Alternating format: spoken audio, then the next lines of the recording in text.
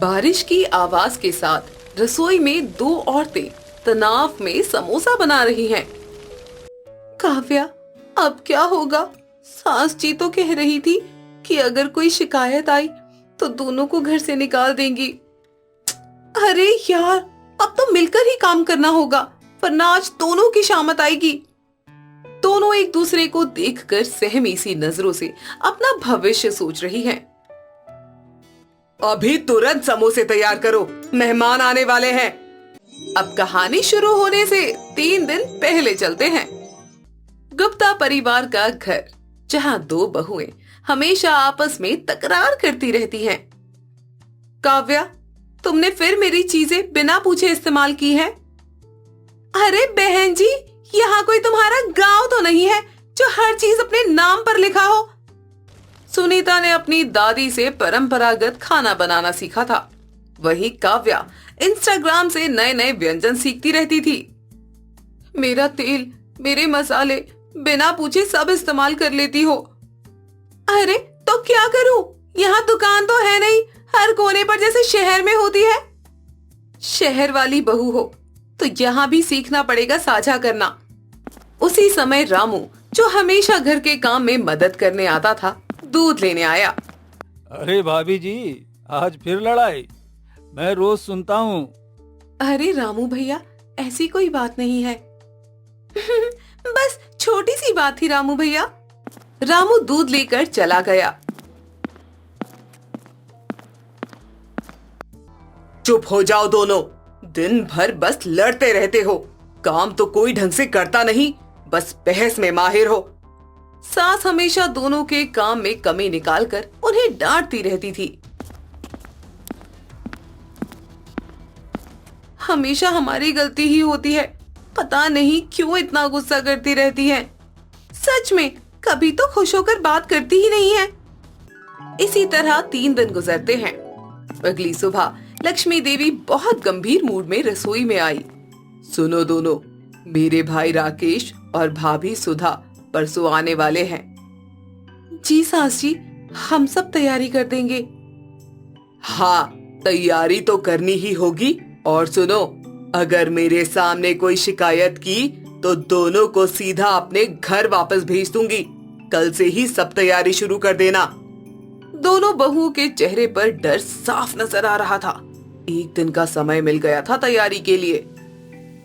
सास जी, वो कैसी शिकायत? खाना बेस्वाद हो, घर की साफ सफाई में कमी हो, या तुम दोनों में से कोई मुंह लटकाकर बैठे, कोई भी गलती नहीं चलेगी। देखो, मैं सख्त इसलिए हूँ क्योंकि घर की इज्जत का सवाल है। हमें पता है सास जी, आप हमारी भलाई चाहती हैं। जी हाँ सास जी, हम पूरी कोशिश करेंगे। सास चली गई और दोनों एक दूसरे को चिंतित नजरों से देखने लगी। यार काव्या, अब क्या करें? पता है ना सास जी कितनी सख्त है। हमें कुछ ऐसा करना होगा जिसमें कोई गलती ना हो। क्या करें? दोनों चुपके से सुनीता के कमरे में मिली। सुनो, मेरे पास एक आइडिया है। क्यों ना हम होटल से खाना ऑर्डर करके सास जी को कह दे कि हमने बनाया है। वाह, बहुत बढ़िया आइडिया है।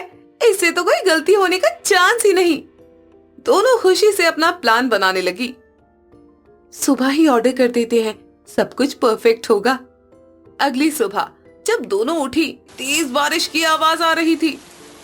अरे नहीं, इतनी तेज बारिश, पता नहीं होटल से डिलीवरी आएगी भी कि नहीं। दोनों बेचैनी से फोन करने की कोशिश करते हैं। हेलो भैया, हमें आज समोसे चाहिए। क्या आज डिलीवरी नहीं हो रही? अरे लेकिन क्यों? यार सुनीता, अब तो लगता है कि वापस अपने घर जाना पड़ेगा। नहीं, हमें कोई ना कोई रास्ता तो निकालना ही होगा। चलो पास की दुकान से कुछ रेडीमेड चीजें ले आते हैं। दोनों छाता लेकर तेजी से निकली। बारिश में भीगती हुई पास की किराना दुकान तक दौड़ी। अरे नहीं, ये तो बंद है। अब कहाँ जाएं? सारी दुकानें बंद होंगी। दोनों भीगी हुई वापस घर की तरफ दौड़ी। एक दूसरे की हालत देखकर हंसने लगी। अरे देखो, मैं तो बिल्कुल भीगी बिल्ली जैसी लग रही हूँ। और मैं कम लग रही हूँ? बाल तो ऐसे चिपके हैं जैसे किसी ने गोंद लगा दी हो।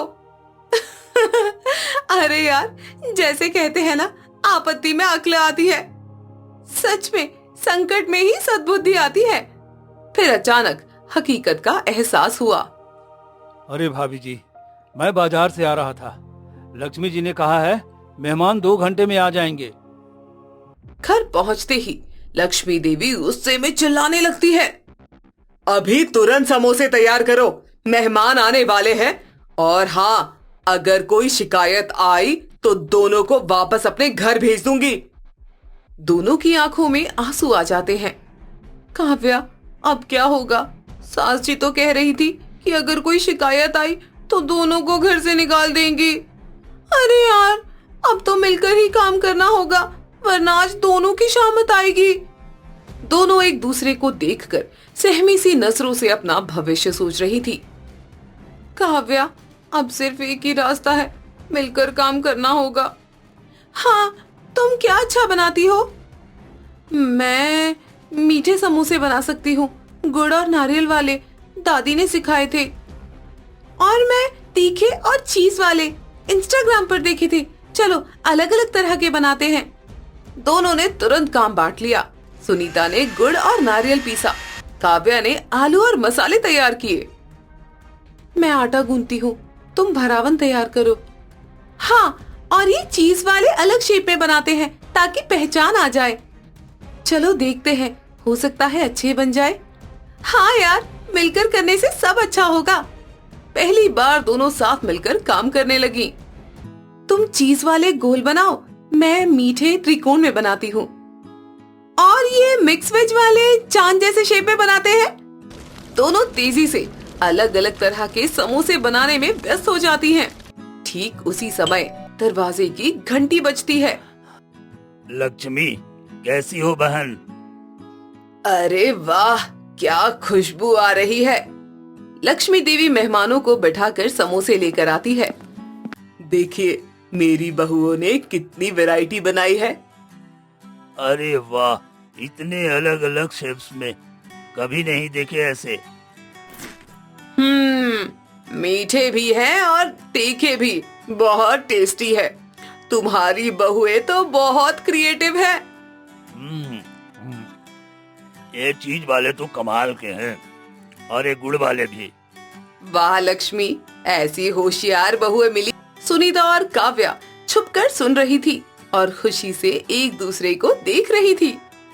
लक्ष्मी, तुम्हारी बहुएं बहुत होशियार है। ऐसे समोसे तो हमने कभी नहीं खाए।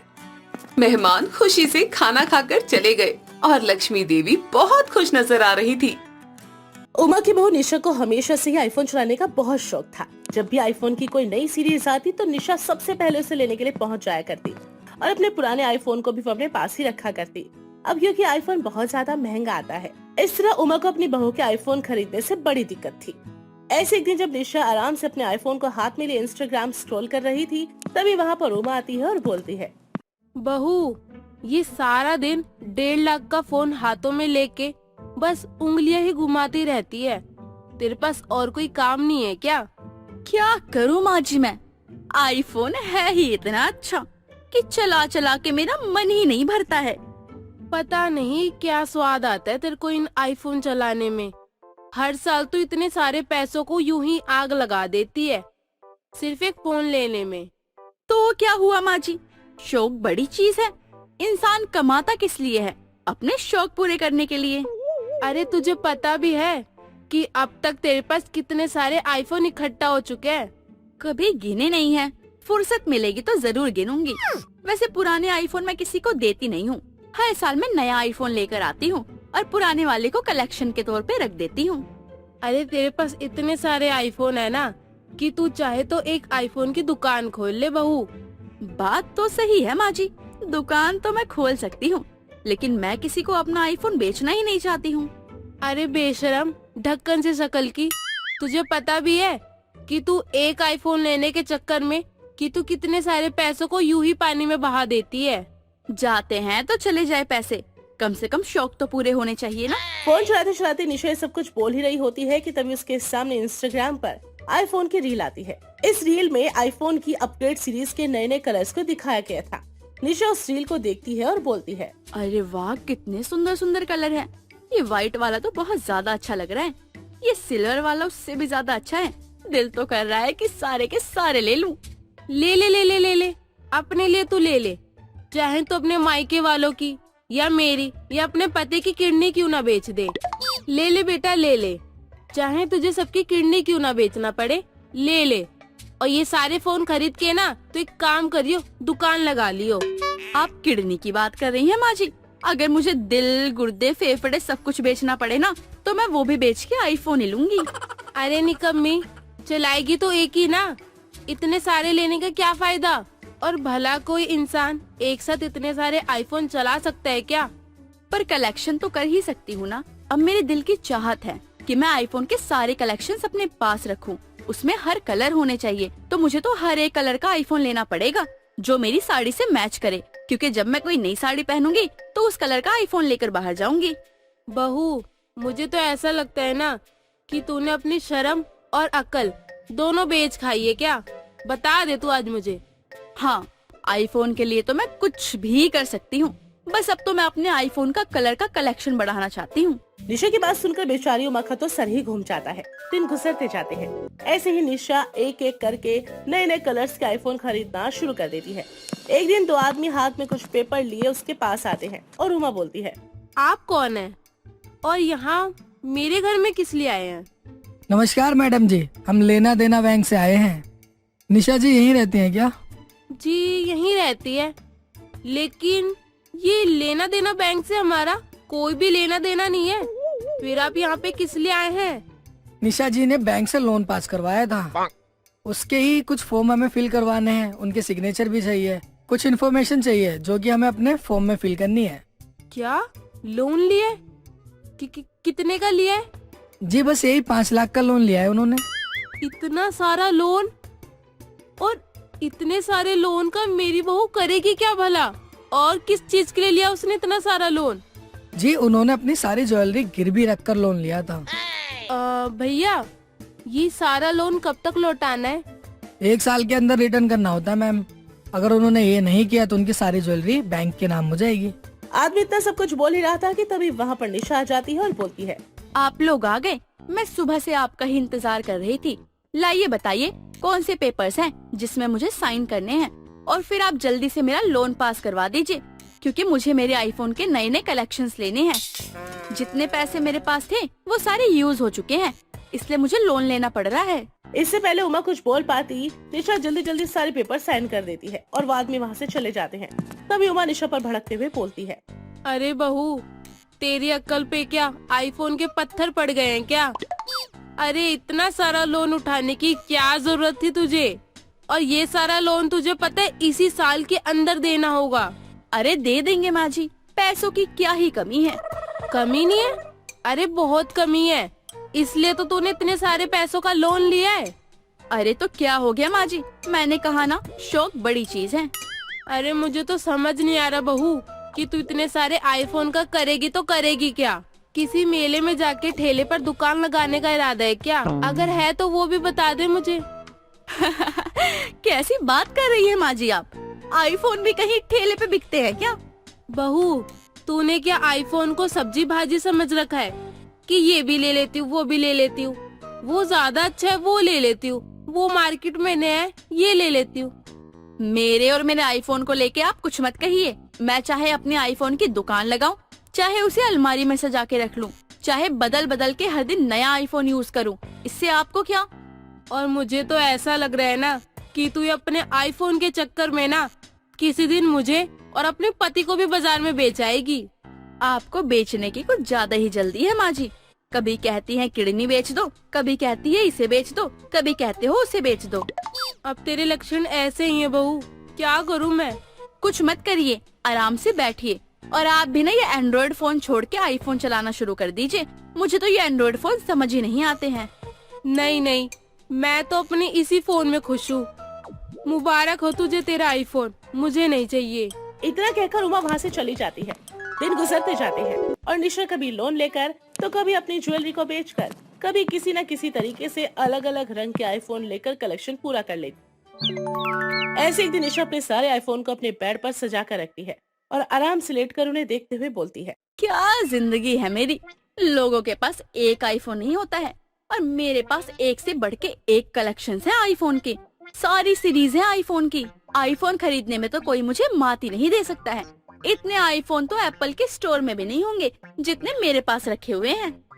निशा, क्या है ये सब? आईफोन की मंडी क्यों खोल के बैठी हो? कुछ नहीं, बस अपना कलेक्शन देख रही हूँ। कहीं कोई कमी बाकी होगी तो उसे पूरी कर लूंगी। या तुम्हारे कलेक्शन के चक्कर में ना दिमाग खराब हो जाता है मेरा। जितना मैं कमाता नहीं हूँ ना, उससे ज्यादा तुम्हारे चक्कर में लुट जाता हूँ, बर्बाद हो जाता हूँ मैं। तो क्या हो गया, इकलौती बीवी हूँ आपकी। तुम्हारा इतना खर्चा करना तो बनता है मेरे ऊपर। अरे बोल तो ऐसे रही हो जैसे 5-6 बीबियां लेके सब घूमते हैं। अरे एक पत्नी ही होती है सबकी, जो घर चलाना जानती है, संभालना जानती है। तुम्हारी तरह बर्बाद करके पति को भीख मांगने के लिए मजबूर नहीं करती। बनाने वाले तो बना ही लेते हैं। अरे तुम मुझसे शादी क्यों की? एप्पल के किसी स्टोर वाले से शादी कर लेती। अरे दिन भर आईफोन हाथ में लेकर चलाती रहती। चलाती तो रहती, लेकिन वो सारे मेरे थोड़ी होते, स्टोर वालों के होते ना। तुम पत्नी नहीं हो, तुम वनस्पति हो। तुम वनस्पति भी नहीं हो, तुम गायन हो, तुम चुड़ैल हो, तुम नागिन हो। मैं क्या बोलूं तुम्हें? आईफोन के चक्कर में ना किसी दिन मुझे ना रोड पे ना कटोरा लेकर खड़ा कर दोगी। और मुझे तो इमेजिन भी हो रहा है कटोरा लेके भीख मांगते हुए। कोई भीख भी नहीं देगा मुझे। और वैसे भी मैं तुमसे कह ही क्यों रहा हूँ? तुम्हें आईफोन के अलावा कुछ नजर आया है क्या आज तक, जो अब आएगा? निकुंज और उमा दोनों ही निशा को समझा समझा कर थक चुके थे, लेकिन उसके कान पर तो जू भी नहीं लगती थी। एक के बाद एक आईफोन लेकर वो अपने पति को कर्ज के नीचे डुबाती जा रही थी।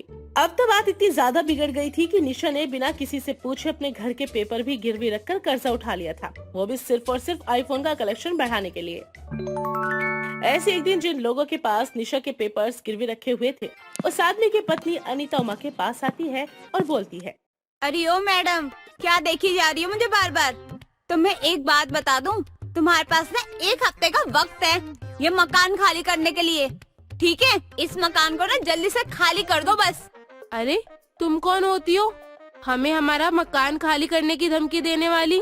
अरे तुम्हें पता नहीं चला क्या? अरे मैं ही बता देती तुम्हें, मैं हूँ कौन। मैं इस घर की ना नई मालकिन हूँ। अनीता नाम है, अनीता। और तुम मुझे ना अनीता जी बोलना बस। ओ बैगन की शक्ल की, तुम्हें किसने बना दिया मालकिन इस घर का? हाँ, इस घर की मालकिन मैं हूँ। अरे बुलाओ निशा बहन को, उनसे पूछो, सारी बात ना साफ हो जाएगी। दूध का दूध और पानी का पानी हो जाए। जल्दी से आवाज देकर वो निशा को बुलाती है और अनीता बोलती है, जो ये तुम्हारी बहुरिया है ना, उसने ना मेरे पति से ना बहुत ज्यादा कर्जा ले रखा था और मेरे पति के पास ना तुम्हारे घर के पेपर रखवाए थे और उस पे ना उन्होंने पैसे लिए थे मेरे से बहुत ज्यादा। 10 महीने तक हमें ना कोई भी ना किस्त नहीं आई है जो तुमने मेरे से कर्जा लिया था। तो मैंने सोचा कि घर पे जाके कब्जा ही कर लूं। ये सब सच है क्या बहू? जी माँ जी, ये सब कुछ सच है।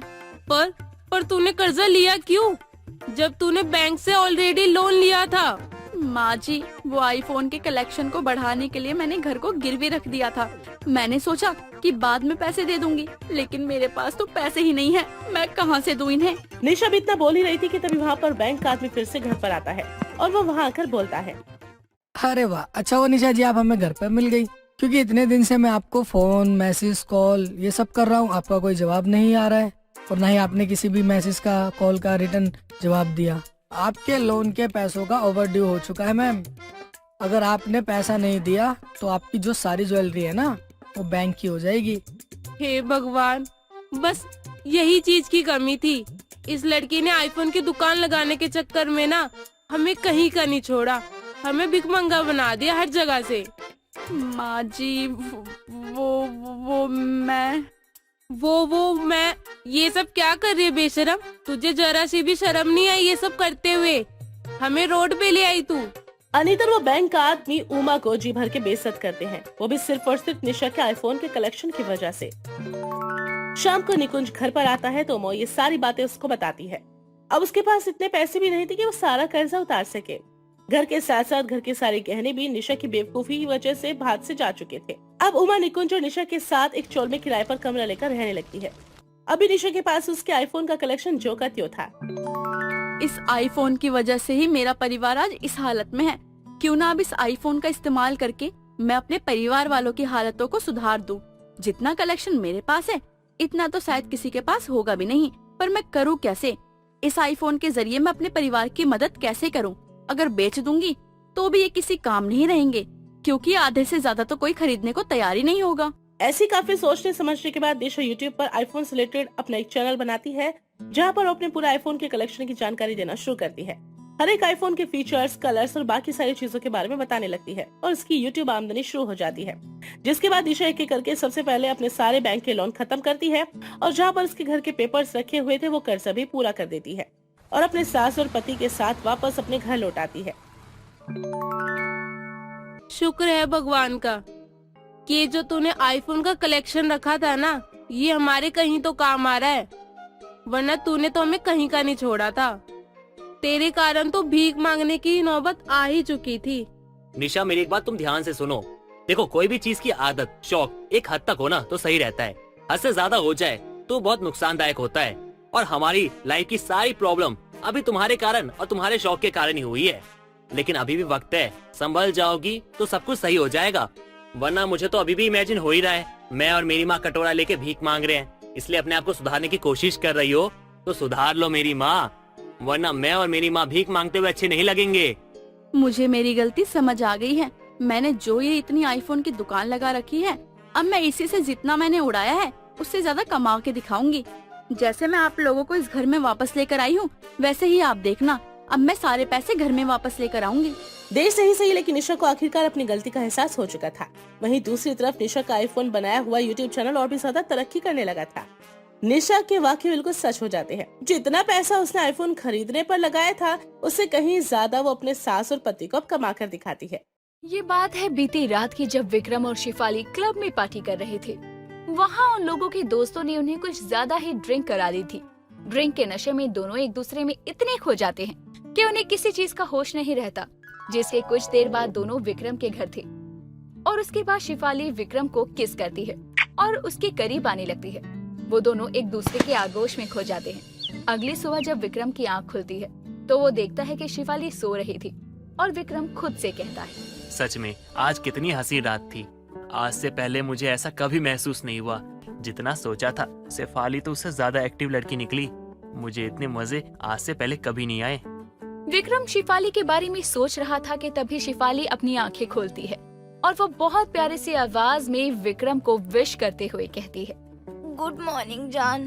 Very good morning baby. Baby, मुझे पता ही नहीं चला कब मैं यहाँ आ गई। कितनी हंसी रात थी ना जब हमने साथ समय बिताया। तुम्हें तो मैं पूरी जिंदगी अपने साथ रख सकता हूँ। तुम बहुत सॉफ्ट हो, टेडी की तरह। अच्छा जी, नॉटी बॉय। अब शिफाली उठ जाती है और बाथरूम की तरफ जाने लगती है तो विक्रम उसे रोक लेता है और उसका हाथ थाम लेता है। कहाँ जा रही हो जान? Washroom baby. अकेले अकेले? तो साथ में चलो फिर। अब दोनों वॉशरूम की तरफ जाते हैं और उसके बाद दोनों एक दूसरे के प्यार में फिर से खो जाते हैं और एक होते हैं। उस दिन शाम को विक्रम अपने ऑफिस से निकल रहा था तो उसे शिफाली की कही हुई बात याद आती है। शिफाली ने विक्रम से सुबह कहा था कि शाम को घर वापस आते हुए केक लेते आना, तो विक्रम उसके लिए केक खरीदने केक शॉप में जाता है और शॉप में जाते ही वो शॉपकीपर को देखता है तो शॉपकीपर से मुस्कुराते हुए बोलता है, हेलो, मुझे ना डार्क फॉरेस्ट केक चाहिए। जी, अभी ला कर देता हूँ। विक्रम अब शॉप से केक लेकर अपने घर आता है। शिफाली केक देखकर बहुत खुश होती है कि विक्रम कितना केयरिंग है और वो खुशी से विक्रम के गले लग जाती है और उसे बोलती है, thank you so much baby. तुम्हें नहीं पता मेरा केक खाने का कितना दिल कर रहा था। मैं जानता हूँ मेरी जान, इसलिए तो लेकर आया हूँ। शिफाली खुश होते हुए केक को कट करती है, विक्रम को भी खिलाती है। विक्रम भी शिफाली के साथ केक खाता है। केक खाकर शिफाली विक्रम से कहती है, वाओ यार, कितना टेस्टी केक है ये। सच में मजा आ गया। हाँ, सच में बहुत टेस्टी है, मजा ही आ गया। बेबी, तुम कल मेरे लिए एक और केक ले आओगे? मुझे ये ना बहुत अच्छा लगा। पहले इसे तो खत्म करो मेरी जान, कल फिर से लेकर आ जाऊंगा। बेबी, ये तो बस अभी खत्म हो जाएगा, तो कल ले आओगे ना? हाँ, ले आऊंगा। अब दोनों बहुत सारी बातें करते हैं और साथ में केक खाकर सो जाते हैं। अगले दिन विक्रम अपने ऑफिस के लिए निकल रहा था तो शिफाली को फिर से केक खाने की तलब लगती है और वो उसे रिमाइंड करवाती है कि शाम को वो ऑफिस से आते हुए केक जरूर लाए। लेकिन उसके जाने के बाद शिफाली से शाम का इंतजार नहीं होता तो वो दिन में ही विक्रम को कॉल करके उससे कहती है, बेबी तुम कब आओगे? यार अभी तो 3 ही बजे हैं, शाम तक रुक जाओ। नहीं रुका जा रहा मुझसे, मैं क्या करूँ? तुम एक काम करो ना, उस केक शॉप का एड्रेस सेंड कर दो, मैं खुद ही ले आऊंगी।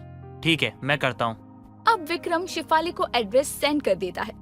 शिफाली खुद ही शॉप पर जाती है और जब वो वहाँ जाती है तो एक हैंडसम से लड़के को देखती है जिसे देखते ही वो उसकी तरफ अट्रैक्ट हो जाती है, जिसे देखकर अब शिफाली के होश उड़ जाते हैं और वो उसके पास जाकर अपनी अदा के साथ उसे कहती है, एक्सक्यूज मी, मुझे केक चाहिए। हाँ जी जरूर मिलेगा, बताइए कौन सा चाहिए? Black forest. जी अभी लेकर आया। यार कितना अच्छा दिखता है, ये कितना हैंडसम है, ऐसा लड़का तो मैंने आज तक नहीं देखा। हे तू ये क्या सोच रही है शिफाली? तू किसी और से प्यार करती है? अब शिफाली वहाँ खड़ी खुद से बातें कर रही थी कि उसके पास वो शॉपकीपर खुद चलकर आता है और उससे बोलता है, ये लीजिए मैम आपका cake. Thank you so much mister Sanjeev, I am Sanjeev. Shefali, nice to meet you. Same here ma'am. आप मुझे मैं मत बुलाइए, मुझे अच्छा नहीं लग रहा। अच्छा सॉरी शिफाली जी। ओनली शिफाली। अब शिफाली उस दिन के बाद से अक्सर संजीव से छुप छुप कर मिला करती और अब उसे उसकी आदत होने लगी थी और इस वजह से वो विक्रम से दूर भी होती जा रही थी। विक्रम उससे कुछ कहता तो वो पलटकर जवाब तक नहीं देती और उसे इग्नोर करती। एक दिन ऐसे ही विक्रम उसके लिए एक प्यारी सी ड्रेस लेकर आता है और उसे देता हुआ कहता है, बेबी देखो मैं तुम्हारे लिए क्या लेकर आया हूँ। शिफाली विक्रम की लाई हुई ड्रेस को ढंग से देखती तक नहीं और नापसंद कर देती है और उसे जवाब देती है, कितनी गंदी ड्रेस है ये, मुझे बिल्कुल भी अच्छी नहीं लगी। पर तुम्हें तो ये डिजाइन अच्छा लगता था ना, अब क्या हुआ? देखो वक्त के साथ साथ इंसान की जरूरत और पसंद भी बदल जाती है। इसका मतलब तो तुम मुझे भी बदल दोगी? मैंने ऐसा तो नहीं कहा। हाँ पर तुम खुद भी तो समझदार हो ही। शिफाली की बातों को सुनकर विक्रम को बहुत ठेस पहुंचती है और उसका दिल टूट जाता है। वो उससे बिना कुछ बोले चुपचाप अपने कमरे में चला जाता है और सो जाता है। कर अब शिफाली को भी गिल्ट होता है और वो खुद से कहती है, मुझे शायद विक्रम से ऐसी बात नहीं करनी चाहिए थी। उसको कितना बुरा लग गया होगा ना आज मेरी बातों का। पर मैं क्या करूं, मैं विक्रम से प्यार ही नहीं करती, राजीव से करती हूँ मैं प्यार। ये बात मैं विक्रम को कैसे समझाऊं? चलो अभी तो उसे सोने देती हूँ, कल उससे बात करूँगी। अगले दिन सुबह के समय जब विक्रम उठता है तो शिफाली उसके लिए कॉफी बनाकर लाती है, पर विक्रम भी अब उसकी तरफ देखता नहीं क्योंकि वो नाराज था। वो उठकर बाहर जाता है। शिफाली से ये सहन नहीं होता और वो विक्रम को पीछे से गले लगाने लगती है। मुझे इग्नोर क्यों कर रहे हो? इग्नोर? मैं नहीं कर रहा तुम्हें, तुम मुझे कर रही हो, वो भी बहुत दिनों से। मैं कुछ कहता नहीं हूँ, इसका मतलब ये नहीं है कि तुम कुछ भी करती रहोगी। प्लीज हाँ, मुझे मत बताओ कि मुझे क्या करना है और क्या नहीं। और वैसे भी मुझे तुमसे कुछ कहना था। मैं अब तुमसे नहीं किसी और से प्यार करती हूँ और मैं अब तुम्हारे साथ बिल्कुल नहीं रह सकती। ठीक है जाओ, खुश रहो। शिफाली अब अपना घर छोड़कर चली जाती है और संजीव के साथ जाकर रहने लगती है। ऐसे ही वक्त गुजरता है और 4 साल का समय बीतता है। विक्रम भी अपनी जिंदगी में आगे बढ़ चुका था और सारी पुरानी यादों को भुलाकर एक नए सिरे से जिंदगी की शुरुआत करने की कोशिश कर रहा था। लेकिन एक दिन उसके फोन पर एक मैसेज आता है और वो किसी और का नहीं शिफाली का था। वो लिखती है कि वो शादी कर रही है, वो भी संजीव के साथ। ये जानकर विक्रम को बहुत जलन महसूस होती है और बुरा लगता है। इतनी मुश्किल से उसने खुद को संभाला था, पर अब विक्रम टूट जाता है। लेकिन अब वो सीधे तरीके से नहीं बल्कि मैकेनिक बनकर उसके घर में लाइट लगाने के बहाने जाता है और उसकी शादी की तैयारियां भी करवाता है। देखते देखते शादी का दिन आता है। उस दिन विक्रम अपनी पहचान सबके सामने लेकर आता है। उसे देखकर शिफाली चौंक जाती है और उससे कहती है, तुम यहाँ क्या कर रहे हो? जो तुम कर रही हो ना, उसे रोकने के लिए आया हूँ मैं। लेकिन तुम तो अपनी जिंदगी में आगे बढ़ गए थे, फिर यहाँ क्यों आए हो? अगर तुम मेरी नहीं हो सकती तो तुम्हें किसी और का होने भी नहीं दूंगा मैं। फिर विक्रम अपने और शेफाली के रिलेशन के बारे में सबको बताता है। शेफाली ने उसके साथ क्या क्या किया ये भी बताता है। ये बातें सुनकर संजीव उससे शादी करने से मना कर देता है।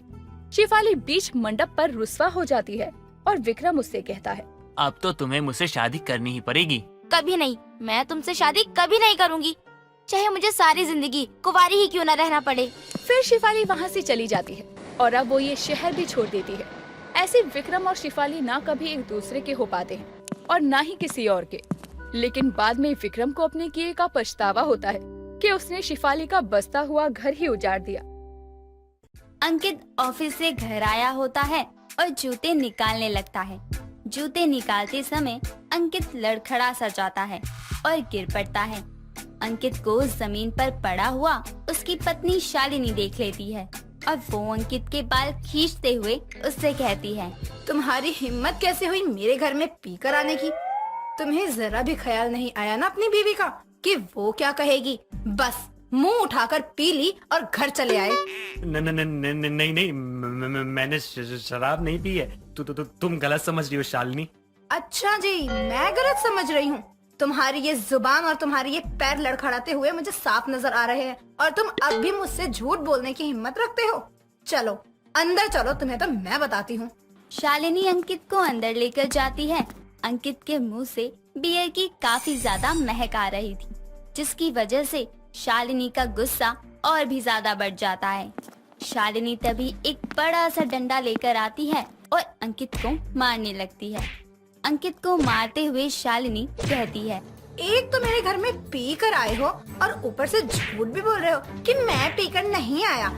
तुम्हें तो झूठ बोलने से ही फुर्सत नहीं है। लोग सच ही बोलते हैं। लातों के भूत बातों से नहीं मानते। तुम्हारा भूत तो मैं उतारूंगी। चलो तुम अंदर। इतना बोलकर शालिनी अंकित को डंडे से मारने लगती है और मारते मारते अंकित से सच बोलने के लिए भी कहती है, लेकिन अंकित कुछ नहीं कहता। जब शालिनी अपने पति को मारते मारते थक जाती है तो शांति से बैठ जाती है और कहती है, देखो जी, मैं साफ साफ पूछ रही हूँ, बता दो पीकर आए हो या नहीं, वरना अभी तो मैं ज्यादा गुस्सा नहीं कर रही हूँ, लेकिन जब मैंने अपने तरीके से तुम्हारा सच निकलवाया ना, तो भगवान की कसम तुम्हें बहुत ज्यादा दिक्कत हो जाएगी। मैं सच में नहीं पीकर आया हूँ। वो तो मैं अपने दोस्तों के साथ था। वो लोग शराब पी रहे थे, मुझसे भी जबरदस्ती कर रहे थे, लेकिन मुझे तुम्हारा ख्याल आ गया इसलिए मैंने नहीं पी। तो मेरे लिए फ्रूट बियर मंगवा दी थी, इसलिए तुम्हें लग रहा है कि मैं शराब पीकर आया हूँ। अच्छा, और जो जमीन पर पड़े हुए थे उसका क्या? नीचे बैठकर या लेटकर पोछा मार रहे थे तुम? अरे वो तो मैं जूते निकाल रहा था तो तभी लड़खड़ा गया और तुम्हें लगा कि मैं पीकर आया हूँ। हे भगवान, कैसा पति मिला है मुझे। अरे जब मैं इतनी देर से पूछ रही थी तब मुंह नहीं खुला तुम्हारा। तुम्हें तो मजा आता है ना मुझे तंग करने में। रुको, मैं तुम्हें अच्छे से सबक सिखाऊंगी। आगे से तुम कभी तंग ही नहीं करोगे मुझे। शालिनी इतना बोलकर अंकित को वापस मारने लगती है और अंकित बेचारा सच बोलने पर भी मार खाता और कुछ ना बोलने पर भी मार खाता। लेकिन आज ये पहली बार नहीं हुआ था कि अंकित अपनी बीवी से मार खा रहा था। ये पहले भी कई बार हो चुका था कि अंकित अपनी बीवी से मार खाता रहता है। अब तो ये रोज का ही हो गया था। कई दिनों तक ऐसा ही चलता है। कुछ दिनों बाद शालिनी घर की लाइट बंद करके दिन में ही सो रही होती है। तभी अंकित घर की एक्स्ट्रा चाबी से दरवाजा खोलकर घर में दबे पांव आने लगता है। घर में कोई आया है इस बात की शालिनी को भनक लग जाती है और वो चुपके से चादर लिए आती है और अंकित के सर पर चादर डालकर डंडे से उसे जोर जोर से मारने लगती है और चिल्ला चिल्ला कर वो कहती है, अरे माँ जी, शांता आंटी कहाँ हो? जल्दी से आओ, देखो हमारे घर में चोर आ गया है। कोई तो आओ और पुलिस को बुलाओ। जल्दी आओ सब लोग। शालिनी के चिल्लाने की आवाज सुनकर वहाँ शालिनी की सास रेखा और पड़ोसन शांता आ जाती है। शालिनी के साथ साथ सभी लोग अंकित को चोर समझकर मारने लगते हैं। कुछ देर बाद अंकित अपने आप को बचाते हुए चादर फेंक देता है। अंकित को मार खाता देखकर शांता कहती है, जाती है और बहुत सुनाती है। इतना सुनाने के बाद भी उसे एक दो बार मार भी देती है। अंकित बेचारा चुपचाप से अपनी बीवी से पिट भी जाता है। अब तो शालिनी की ये आदत सी हो गई थी कि वो अपने पति को बिना बात के मारने लगती थी। कुछ दिनों बाद शालिनी अंकित के पास जाकर कहती है, अंकित, आज मेरा भाई आने वाला है, तो तुम उसे लेकर आ जाना याद से। हाँ ठीक है, वैसे भी तुम इतनी बार बता चुकी हो। अब तो मुझे पूरी तरह से याद है कि तुम्हारा भाई आ रहा है और तुम्हारे भाई को लेने जाना है। तुम चिंता मत करो, मैं तुम्हारे भाई को याद से ले आऊंगा। यही तो दिक्कत है कि तुम गलतियाँ ही इतनी करते हो कि मुझे तुम्हें मारना ही पड़ता है। अब मैं इतनी बार याद दिला चुकी हूँ तो तुम भूल मत जाना, ठीक है? अरे ठीक है, मुझे याद है तुम्हारे भाई को लाने जाना है, मैं ले आऊंगा। ये तुम्हारे लिए ही अच्छा होगा कि तुम मेरे भाई को लाना ना भूलो, वरना तुम मुझे अच्छे से जानते हो कि अगर तुम भूल गए तो मैं तुम्हारे साथ क्या करूँगी, जो तुम्हारे लिए बिल्कुल भी अच्छा नहीं होगा। इतना बोलकर वो अंकित को समझा देती है। शाम को अंकित शालिनी के भाई अरुण को लेने जाता है, लेकिन आते समय काफी ज्यादा रात भी हो जाती है और यहाँ शालिनी को लगने लगता है कि अंकित उसके भाई को लाना भूल गया होगा। कुछ देर में अंकित घर के बाहर पहुंचकर अपनी बाइक खड़ी करता है और अरुण को अपनी जैकेट देते हुए कहता है, ये ले मेरी जैकेट और अंदर जा, मैं बाइक पे ना कवर लगा कर आता हूँ। अंकित की बात सुनकर अरुण अंदर जैकेट पहनकर चला जाता है और अरुण ने हेलमेट भी लगाया होता है और उसके घर आते ही शालिनी धोखे से अपने भाई को ही अंकित समझकर मारने लगती है और काफी ज्यादा पीटती है। थोड़ी देर में अंकित आता है और शालिनी को रोकते हुए कहता है, अरे शालिनी, एक बार देख तो लो कौन है कौन नहीं। अब क्या तुम्हारी मारने की आदत हर किसी के लिए हो गई है? दीदी ये क्या है, आप जीजा जी को मारती हो और आज मुझे जीजा जी समझकर मार दिया। इतना कहकर वो अपना हेलमेट उतारता है और अपने भाई को देखकर शालिनी कहती है, वो मैं तो बस ऐसे ही, लेकिन मेरा वो मतलब नहीं था। दीदी मुझे ना आपका मतलब साफ साफ पता चल रहा था। अरे ये तो देख लो कि वो आपके पति हैं और अब तक जीजा जी ने कुछ बोला तक नहीं। अगर आज आप गलती से मुझे मारती नहीं तब तो मुझे कभी पता ही नहीं चलता। नहीं, वो थोड़ा बस गुस्सा आ गया था इसलिए, वरना तुम तो मुझे जानते ही हो। दीदी मैं आपको अच्छे से जानता हूँ तभी बोल रहा हूँ। और आप भी जरा सोचो, अगर जीजा जी आपको मारते तब तो आप बवाल कर देती। आपको जीजा जी जैसे इतने अच्छे पति मिले, लेकिन आपको जरा भी कदर नहीं है। अरुण की बात सुनकर शालिनी को अपनी गलती का एहसास होता है और वो कहती है, अंकित जी मुझे माफ कर दीजिए। आज तक आपने मुझे कभी नहीं रोका और बस इसी बात का फायदा मैंने उठा लिया। कोई बात नहीं, तुम्हें अपनी गलती का एहसास हो गया, वही बहुत है। मुझे मेरी गलतियों का एहसास हो गया, अब आगे से मैं ऐसा कभी नहीं करूँगी। शालिनी को अपनी गलती का एहसास होता है और वो माफी भी मांगती है। उसके बाद शालिनी अपने पति को कभी नहीं मारती। दोस्तों, अगर आपको ये कहानी पसंद आई तो इसे लाइक करें, शेयर करें और कमेंट करके बताएं कि कहानी में आपको सबसे अच्छा क्या लगा।